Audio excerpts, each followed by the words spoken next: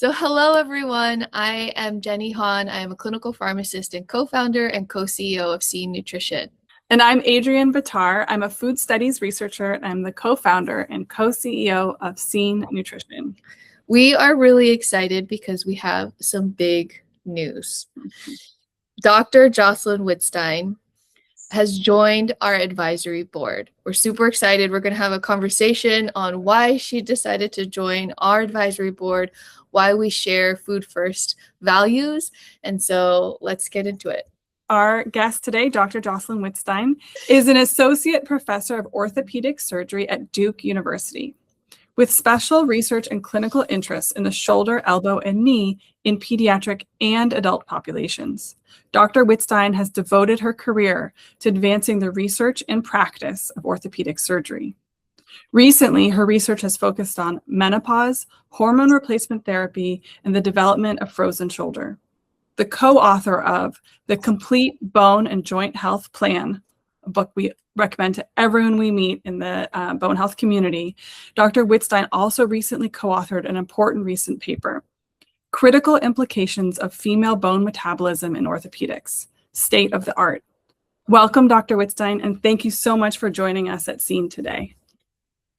Thanks for having me, and I am really excited to work with you guys because I love your origin story, your own experiences with osteoporosis and bone loss, the science you use. You're both brilliant, and I love the Cornell connection as well because, as you know, I studied nutritional science there.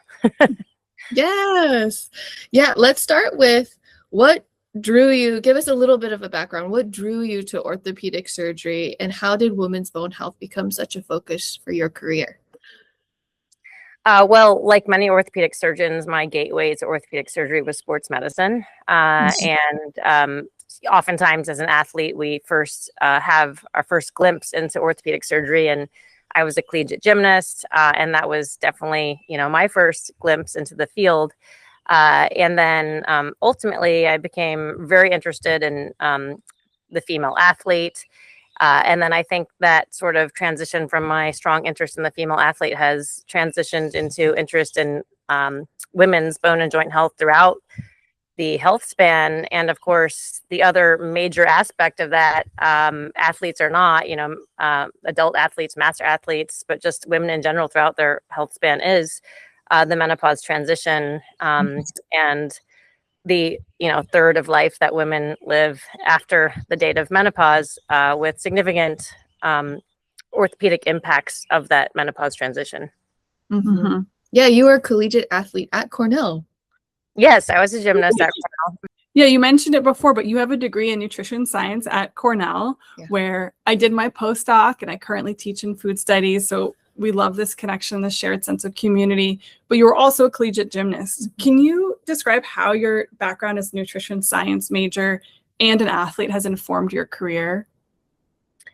Well, we frequently see in youth athletes that nutrition is not just key to performance, but actually key to their bone health. And there is a condition called relative energy deficiency in sport, which is not unique to female athletes, but tends to impact female athletes more commonly, where energy deficiency can lead to, bone stress injuries, periods of amenorrhea, not having menstrual cycles.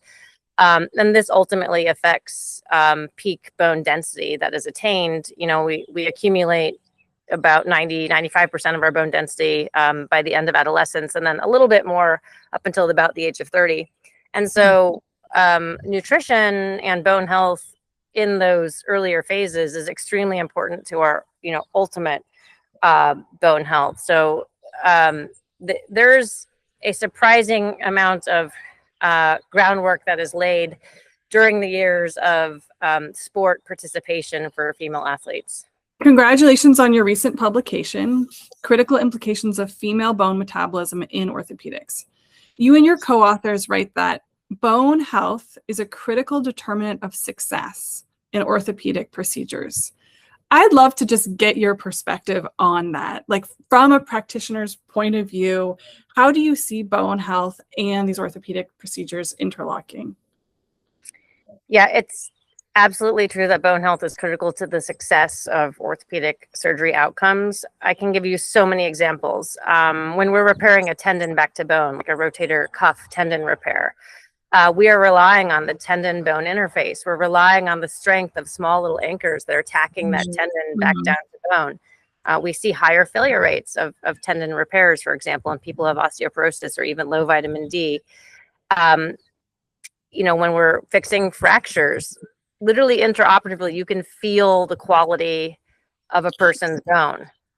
Thinking of screwing a screw into wood that is soft versus or rotten versus hard and of good quality, you can feel what we call the bite or the purchase of the screw in the bone.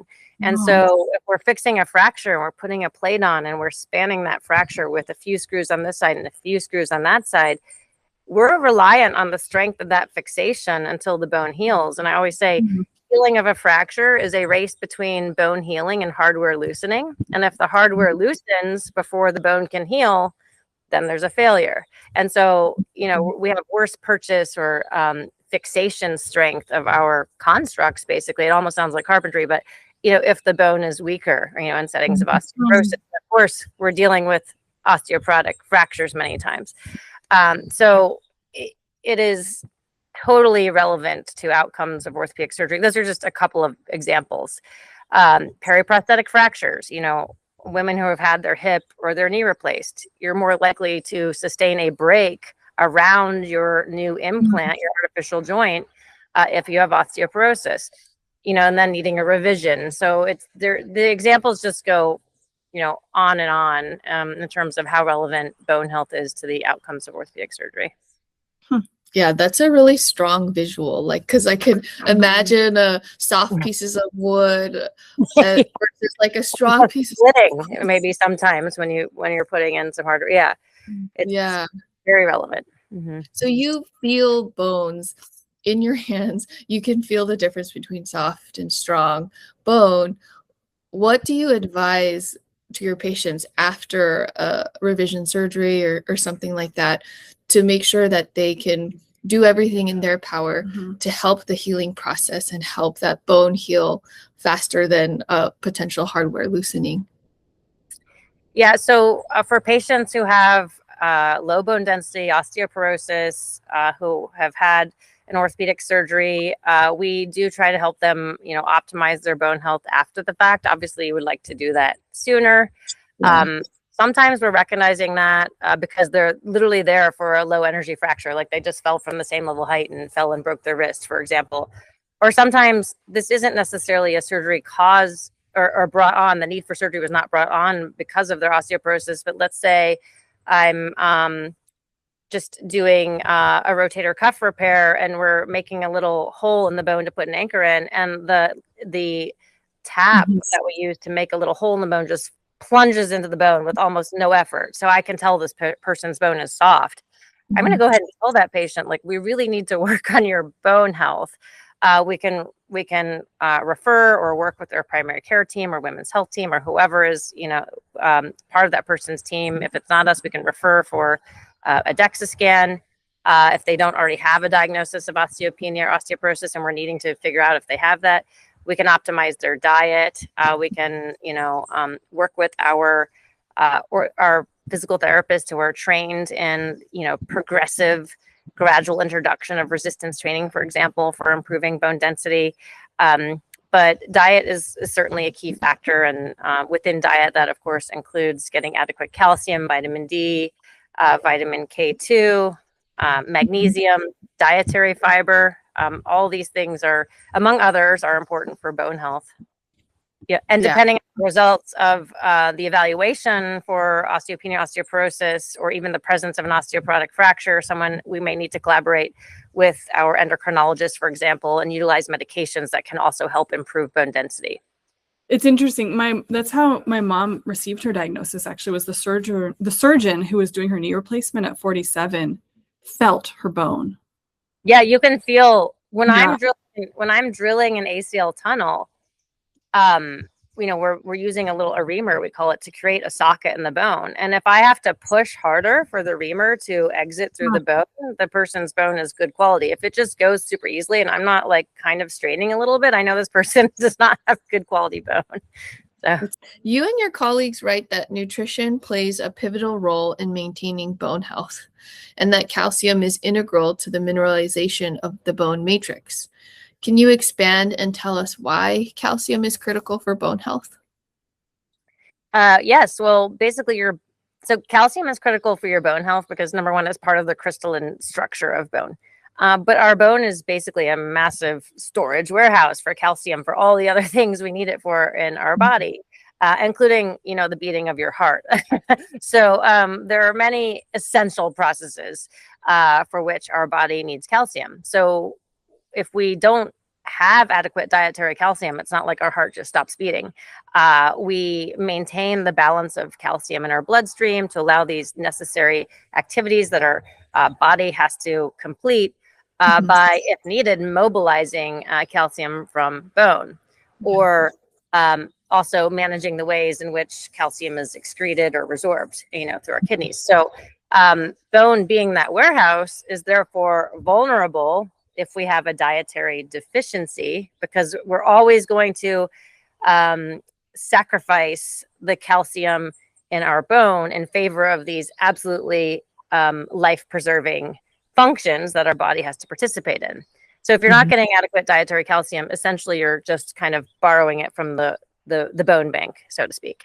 And you're a strong advocate for getting calcium from food. This is what I think we really share values on: food first nutrition versus synthetic supplements. So tell us why you value getting calcium from food over synthetic supplements. Yeah, I always recommend trying to get calcium through food. And when I stumbled upon you all, honestly, through Instagram, I was like, what is this? Oh, why has this not been thought of? This is such an obvious solution to, threading the needle between making sure people get enough calcium, but also being able to avoid synthetic calcium supplements, because synthetic calcium supplements can prolong the elevation of circulating calcium levels. And there are several studies showing potential negative side effects of that, such as increases in risk of, cardiac events. So at the same time, we don't want to have calcium deficiency. So prior to, finding your calcium chew, I've always said, probably if for whatever reason you're chronically deficient, it's probably better to, do what you can through food. But if you need a little bump, if you need some supplementation, combine it with a supplement.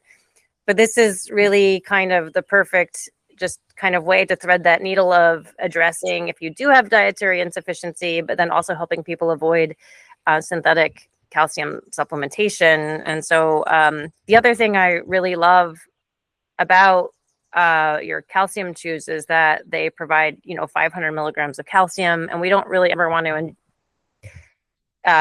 take in, well, you could take in more than that at one time, but you're not going to really absorb more than that at one time. And I think for people who are able to get some calcium from their diet, but they just need a bump, you're giving them kind of the other half of what they need with that daily chew. And now that you've added the K2 to it, which is also, hard for people to sometimes get in their diet unless they're eating a lot of fermented foods, certain types of cheeses and things like that. It's kind of a win-win. They're, if people are struggling with dietary calcium, dietary K2, they can still get some of that through their diet, but they can do this and then avoid the synthetic supplements, which is great. Yeah, I think that's what we really aligned on in our first conversation. Yes, it was through Instagram, because we have the same values. It's like, yes, ideally, in an ideal world, it'd be great to get all of our nutrition from food. But the reality is that we're busy. It's hard. Maybe we don't have access to all these different types of foods. And so how do we make that more accessible and convenient for everyone? Right. And as you know, I'm not into, I love to share health literacy. through social media, but I'm very hesitant to promote like a product, for instance.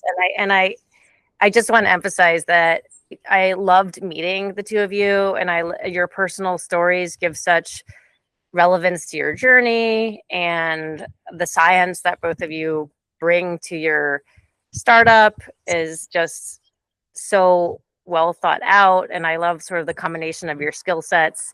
And then when I met you both, I just was like, I want to work with these ladies.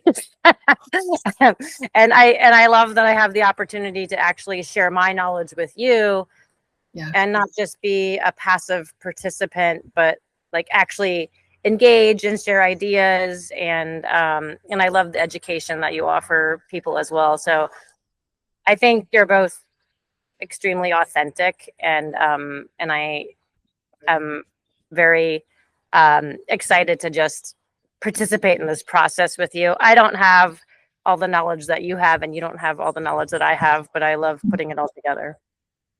Yes, I think that this is a really powerful team, because just as how we're supplementing the gaps in nutrition, we're supplementing education for all the women regarding surgery, sports medicine, food, nutrition, supplementation. I think this is really a comprehensive team, and that's our goal. We want to treat women with osteoporosis in a comprehensive manner with all sorts of disciplines. So we're so excited to work with you, Dr. Wittstein, and we're excited for the future products that we're going to build together as well. Would you mind explaining what it was about Scene? Because I'm sure that you get asked to be on a lot of different boards and advise a lot of different companies or products. What was it about Scene that you decided to join our advisory board? Yeah, I have been invited to join a lot of different advisory boards, and I'm just in my roles in life. I have a lot of commitments, and as you know, I'm a full-time surgeon and clinician and educator and researcher, and I have to choose very wisely when I can say yes and commit some time and effort to something. And so my time is, really valuable to me. And I really only want to commit to something that I really, truly believe in and feel like I can actually invest some of my knowledge and experience in, and potentially have a positive impact on health and healthcare, and sharing information with the public that is totally evidence-based and authentic, and is not over promising, is just, completely driven by science. And I truly believe in what you're doing and building, and I'm so happy to be a part of it. And I hope that I will continue to, contribute meaningfully. And I really want to use our relationship to continue to relay science to the public, really. And I think that's a goal of yours as well. Yes. Yeah, that's a shared goal. I mean, I know that in our professional backgrounds as well, like education is first. Like, and bone health is such a lifelong commitment that reaching women earlier with that consistency is really, really important for their entire lifespan. So I'm glad we align on that shared value. Yeah. Similarly, there are many women who don't need the supplement. And I think one of the most valuable things that we can help communicate is that there may be people who are able to adequately, through their diet, get all the nutrients they need. But I think, helping people understand, who maybe isn't achieving that, or who's going to struggle to achieve that. And that this food-based calcium and vitamin K chew may help some people attain that. And if there are definitely people who don't need this kind of thing, And there are people who this is going to benefit tremendously. And I think you're very clear that this is certainly going to be helpful to many women, but you've also shared many times just about, nutritional needs, and that food-based is best. And that may be food, or it may be food that you're delivering in this very compact little chew. Yep. Yeah, we're definitely on the same page. We want to be a tool in the toolbox for women. And if that means that on a day-to-day basis, when you're at home, you can eat all of your nutrition, all of your calcium and vitamin K2 from food, that's ideal. We want to support that 100%. And then maybe when you're traveling, it's hard to get access to lactose-free milk, for example, if you're lactose intolerant, or eat fermented foods that have vitamin K2. And that's when you pull out our calcium chew as a tool, then I think that's a success. And that's what we would like to see. It's hard to travel with kimchi, sauerkraut, natto. Yeah. Really just seeing a lot of different companies who've asked you to join their advisory boards. You've probably seen a lot of nutrition products and supplements come and go over time. There's various trends and fads and so on. But specifically about calcium, what caught your eye about our approach to calcium, or our approach to bone health? Just that, what really caught my eye prior to even meeting you all was just that this is a food-based product. So there isn't any synthetic calcium supplement within this. So it's not going to have these risks we see with other calcium supplements. So this is just sort of the ideal situation where people can still be getting their calcium through food and avoiding synthetic supplements and the potential, longer elevation of circulating calcium levels.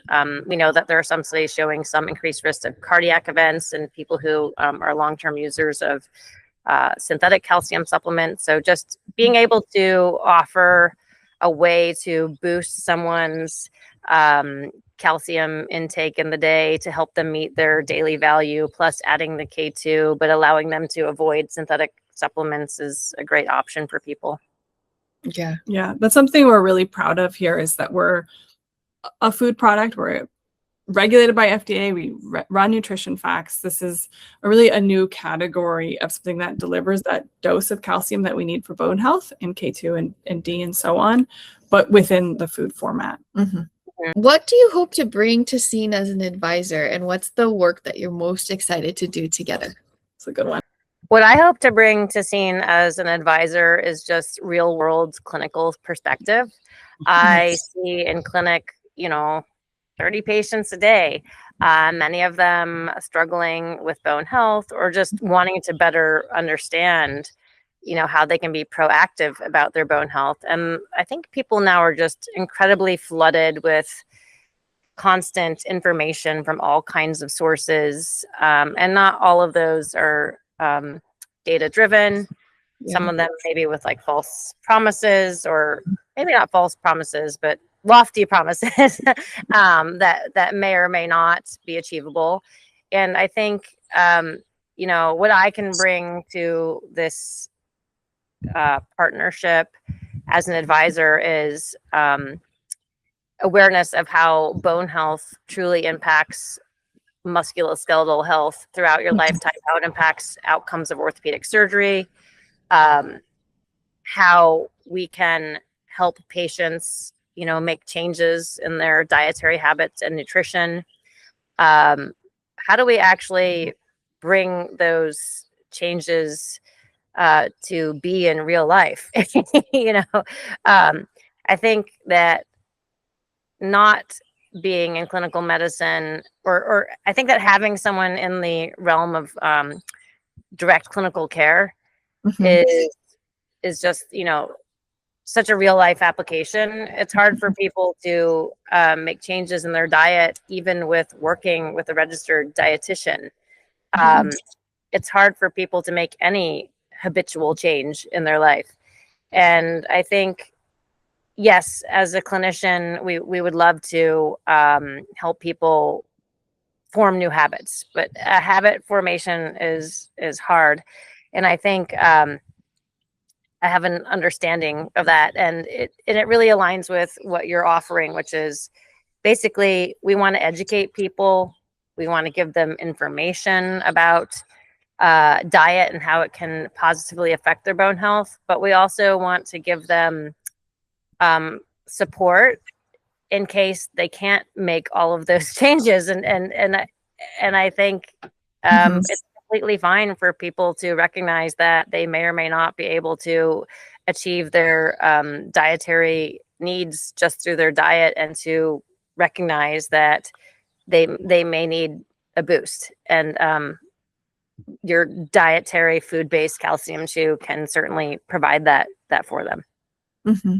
I love that you practice what you preach, because if you go on your Instagram, which Yeah. everyone should, you have at least like one exercise video a week, and you're actually like doing the exercises that you're telling your patients to do, or you'll have like one nutrition focused video a week where you're pulling out like the Jarlsberg cheese or your yogurt or whatever it may be, because you're practicing what you're telling your patients to do, and that really resonates with us and our approach as well. Yes. So back in line with the comment that I have to choose how I spend my time wisely, anything that I share on Instagram, or that is, you know, kind of for just sort of translating information to the public, is those are already things that I'm already doing in my real life, because so if I'm doing a certain workout for the day, I'm already doing this. Well, I'll just record some of it and share it. That way I'm kind of multitasking. Like, that is the exercise. Okay? And the explanation, the caption is why I chose that exercise. Or if it's my day where I'm doing my Norwegian 4x4, sometimes I do that, you know, on my bike, sometimes on the rower or whatever. But that is what I was doing that day. That's actually my real life. The nutritional information, some of the meals that I'll show, or some of the factual information, that's actually like what I was eating. That's actually what I made for dinner for myself and my family, or something that's in my regular routine. And if I'm sharing information about a study or a paper, it's because I'm reading it and reviewing it as part of a manuscript that I'm writing, or a study that I'm doing, research that I'm doing. And so I'm actually, my Instagram account is honestly my real life translated into something that is hopefully useful to people for education about their bone and joint health and overall well-being. Yes, I honestly think that's why you get so much engagement, is because people can see authenticity, like what you were talking about. They see that that's your authentic life, and then they want to continue to follow and engage and see what you're doing, because then it feels like you could do it too, you know? And I think I do try to show variations on things, because the other thing that can, you know, of course, is hard on any platform, anything that's sort of just for public consumption, is that we all are starting somewhere different from our nutritional knowledge, our nutritional habits, our exercise habits, or even physical capabilities.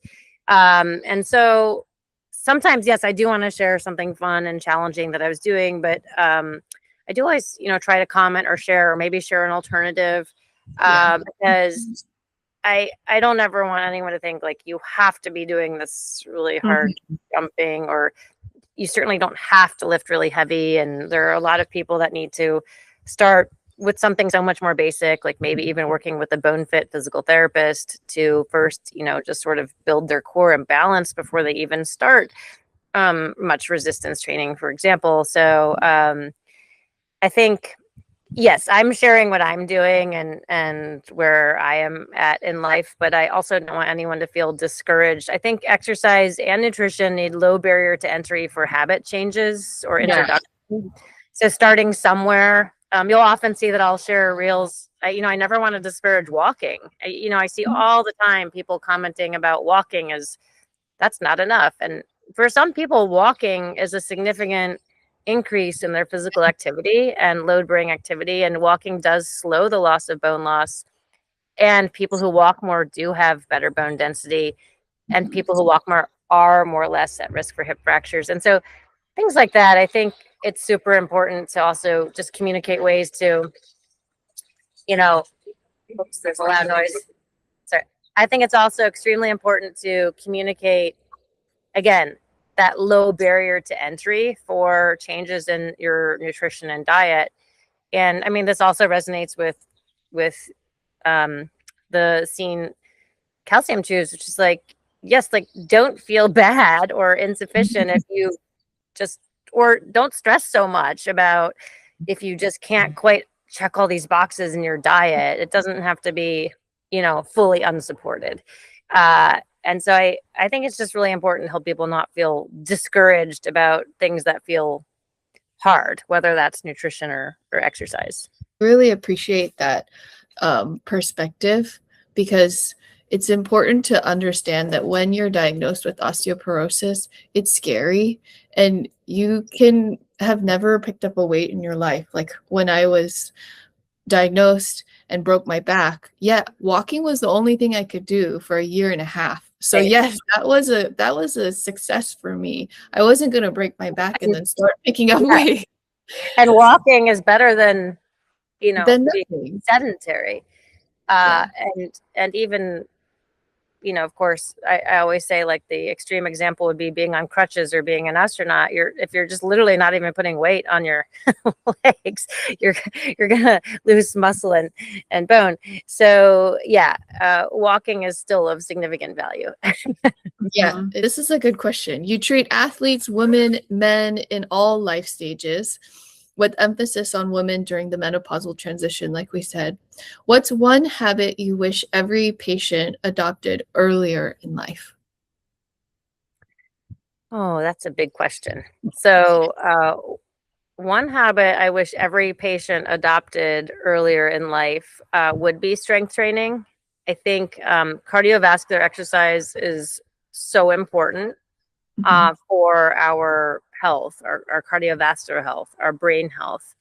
But I do think that in general, many people earlier in life think of exercise as, running, biking, swimming, the traditional, modes of cardiovascular exercise.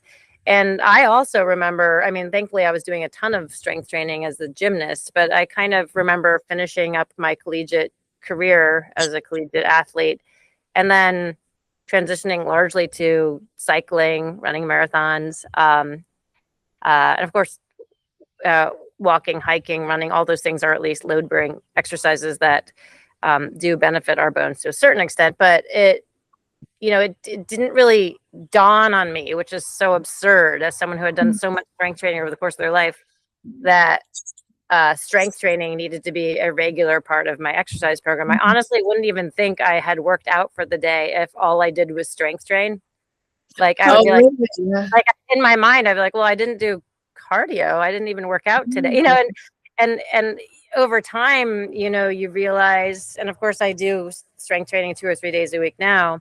But I never want to diminish the importance of cardiovascular exercise. But we really do need to incorporate strength training, and I think it would be better to do that sooner, in your teenage years, or the 20-year-old, going forward. I think that could be emphasized more for everyone.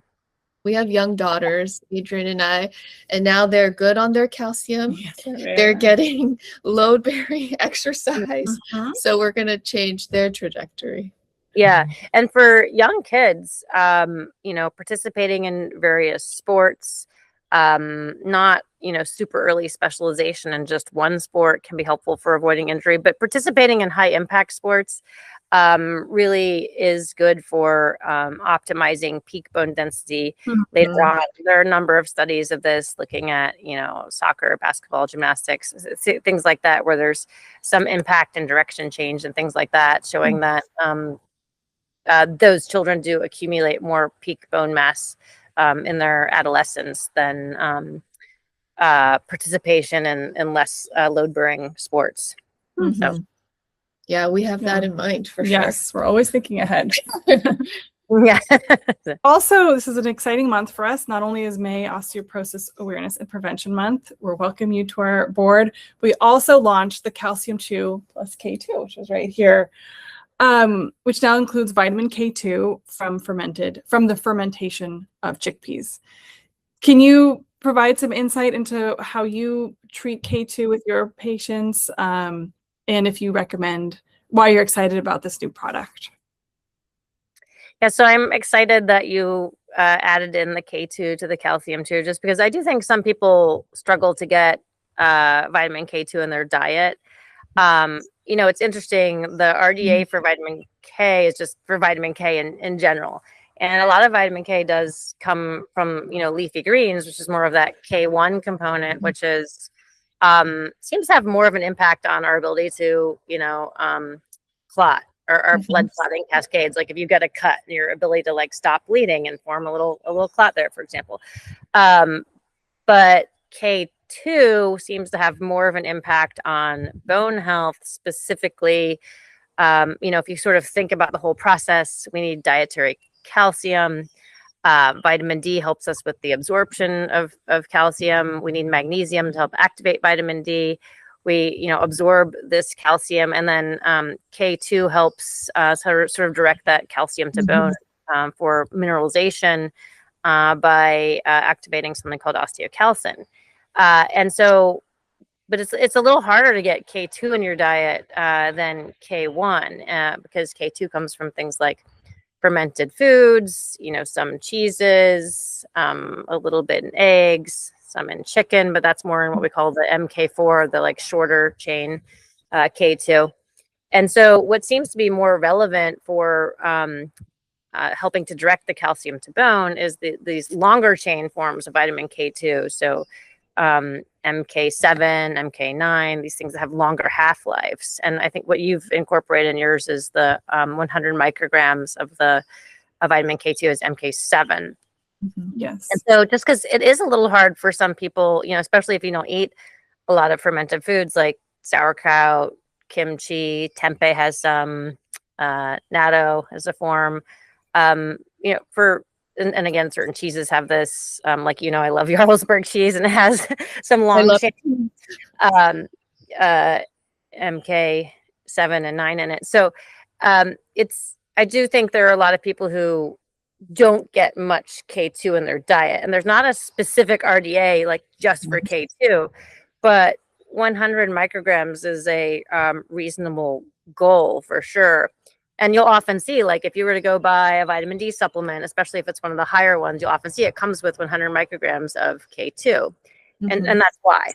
But of course, it makes total sense that you would have one-upped your original seen by adding the K2, and I mean it's a great option.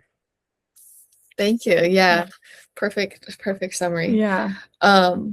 Okay, last question. What are you most excited about to accomplish together is this relationship as our advisor in this next year? If you could highlight one thing. So one of the things I'm most excited to accomplish with you guys, or gals, I should say, is I think just promoting awareness of how important dietary calcium is, the preference for food-based calcium over synthetic calcium, and just sort of helping people understand that, the dietary aspects of bone health are not just about calcium and not just about vitamin D. There are other micronutrients that matter. And one of the important ones is K2. We have learned a lot from this interview. We've learned a lot from your educational content online. We always refer our customers to the Complete Bone and Joint Health Plan and to your Instagram page. We're thrilled to have you on board. Pun intended. And would you mind sharing with our community how they can best find you and your work online? Yeah, so it turns out I'm actually ironically not much of a social media person. I do have an Instagram account that my now 20-year-old daughter created for me and helped me learn how to use. And so that is where I do share most of my educational information related to bone and joint health. And it's just Jocelyn_Wittstein_MD. Of course, I practice orthopedic surgery. As you mentioned, I'm an associate professor of orthopedic surgery at Duke University. But that is of course, in North Carolina and not relevant to many people who don't live near there. And then our book, I say our book because my co-author of the Complete Bone and Joint Health Plan is a registered dietitian and certified personal trainer, my longtime friend, Janine Skorsky. And so I do think, we wrote that book just as a resource for people. I just wanted people to have a place to sort of look things up, understand both bone and joint health, arthritis and osteoporosis. And it's meant to really help you have the health literacy that you need to help you really work with your healthcare team to, things that you can do for yourself, but also just for you to feel like literate about bone and joint health as you work with your healthcare team. So that's available at Barnes & Nobles or Amazon, but it was really just something that we wanted to put out there as a reference for people. It's also in a lot of libraries, so you don't even your local library may have it. If you're on a budget, I'm always happy when someone tells me that they found it in their library or that they put themselves on the wait list to get it from the library, because we do want it to be available. And then I think, Adrienne, you mentioned to me that you actually have it in the Cornell Library, which is well, I have to say it's not available now because I checked it out. Okay. Even though we have multiple copies, but I was really proud to get the Cornell University Library is holding the Complete Bone and Joint Health Plan in its permanent collection. Full circle as a graduate. Yeah, we're super excited. Yeah, so excited to share this news with our community, with our customers, because there's a lot of important and good work that we could do together, and we're excited to begin this partnership and this journey. So thank you so much.